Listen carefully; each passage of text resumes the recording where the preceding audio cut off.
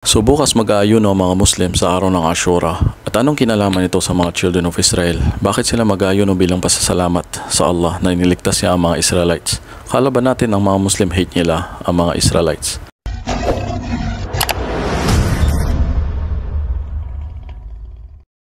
Assalamualaikum. So sa video na ito pag-uusapan natin ang patungkol sa araw ng Ashura. So bukas tumapat kung saan Sabado ang araw ng Ashura. Ito ay pang-10 araw ng buwan ng Muharram, ang first calendar dito sa Islamic Hijri. So kung saan inulat o sinalaysay ni Ibn Abbas radhiyallahu anhu sa kasamahan ni Propeta, peace be upon him. Si Propeta Muhammad SAW ay naglalakbay patungong Madina. Nakakita niya yung mga Jewish that time, yung mga Hudyo, na sila ay nagfa-fasting. At yung tinanong niya, kumbaga ano meron sa araw na to na kayo ay nag-aayuno, sinabi nila na ito yung araw, itong Ashura, kung saan na niligtas ng Allah si Moses at ang mga children of Israel mula sa pangalipin ni Pharaoh sa kanila.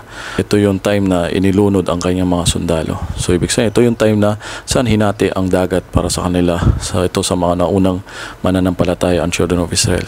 Yung nalaman ni Prophet Muhammad, peace be upon him, yun, sinabi niya, katotohanan mas malapit kami kay Moses kaysa sa kanila. Tinutukoy niya itong mga Jewish. So bilang Muslim, mas malapit tayo kay Moses. Bilang Muslim, naniniwala tayo, ito ay parte ng ating pananampalataya.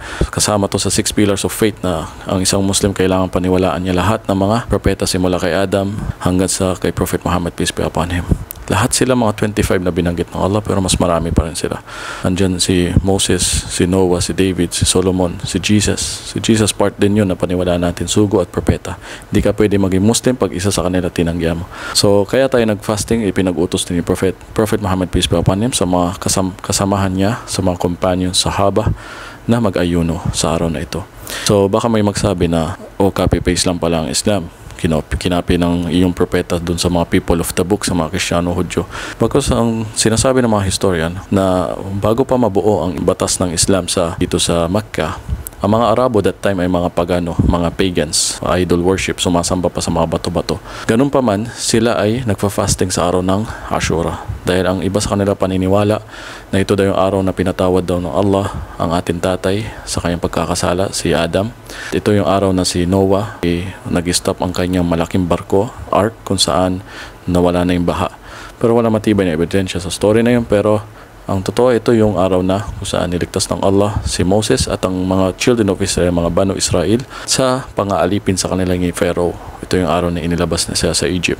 So bilang Muslim, naniwala tayo doon at nagfa-fasting tayo hindi para kay Moses, bagkus para magpasalamat sa Allah na iniligtas niya itong mga unang mananampalataya. Yes, mga mananampalataya, dahil sila ang unang mga Muslims. Sumasamba lamang sa isang Diyos.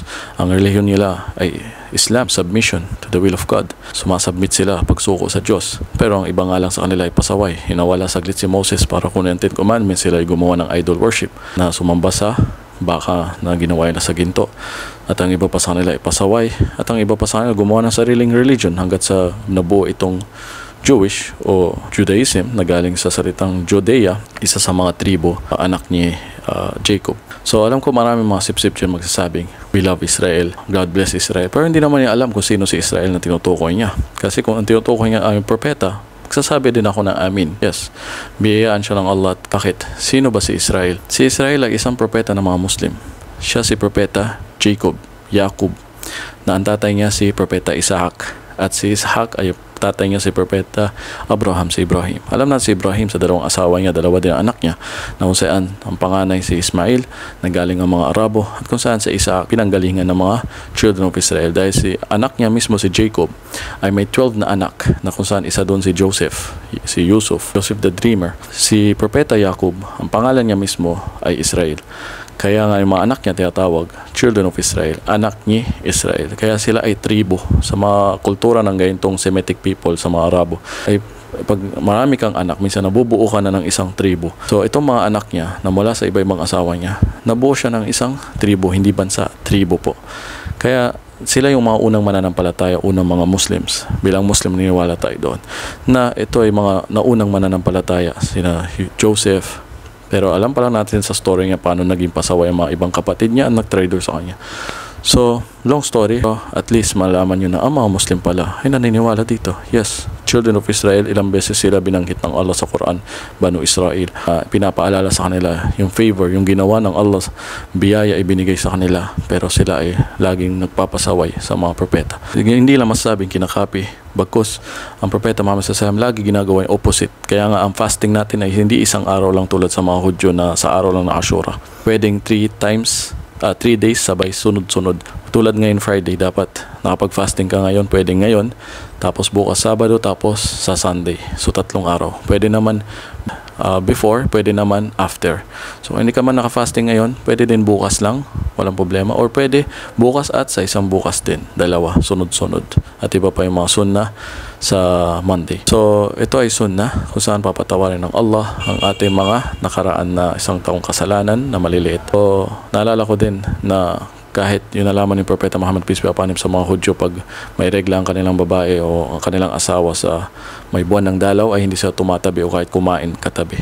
Yung nalaman niya yun, opposite. Lahat pwede natin gawin. Kumain ka katabi ang asawa, tumabi ka, walang problema sa buwan ng dalaw niya. Huwag ka lang makipagtalik. So yun, lagi niya ginagawa yung opposite. Nakakalungkot nga lang na mga Muslims ngayon, karamihan, may ginagawa lahat the best para gayahin yung ginagawa nitong mga people of the book, Hudyo at Kristiyano. So anyway, ang masasabi ko dito, ngayon alam nyo na kahit paano na itong Semitic people, pag sinabing Semitic, naiisa lang ang lahi na pinagmulan. Mga ibang children of Israel ay nag-asawa mula sa mga Arabo o Canaanites na mga later on naging Palestinian. Kaya karamihan sa amin handang magpa-DNA test na for sure yung mga lahi mula sa amin na kabilang sa mga Banu Israel, children of Israel. So marami kang makikita sa Palestine, mga Hudyo na Palestino o kaya mga Israeling na Muslim. Kaya iba yung mga sinasabing Israel din noon, children of Israel na mga Muslims talaga, kumpara sa mga nagpapanggap na mga nagsasabing Israeli ngayon na takot magba-DNA test, mabubuking sila, wala silang kinalaman sa lahi ni Joseph o lahi ni Israel. Mabubuking sila na sila ay mga European na lahi, na mga converted Jew o mga Hudyo na nangaangkin na sila ay dapat may lupa dito sa Palestine. So long story, pero at least alam nyo, siniksik lang natin sa topic na ito, bukod pa sa about sa pagfa-fasting. So pakishare po ito. Maraming salamat, ingat po kayo.